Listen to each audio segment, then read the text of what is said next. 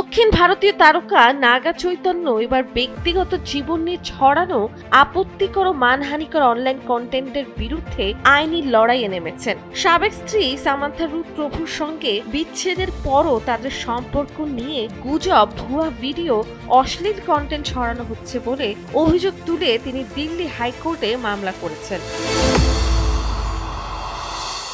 অভিযোগে বলা হয়েছে, সামাজিক যোগাযোগ মাধ্যম ও ইউটিউবে তার নাম, ছবি ও পরিচয় ব্যবহার করে বিভ্রান্তিকর কন্টেন্ট তৈরি করা হচ্ছে। কিছু ভিডিওতে তাকে প্রতারক আখ্যা দেওয়া হচ্ছে এবং সামান্থার ক্যারিয়ার ধ্বংসের দায়ও তার ওপরই চাপানো হচ্ছে, যা তিনি সম্পূর্ণ ভিত্তিহীন বলে দাবি করেছেন।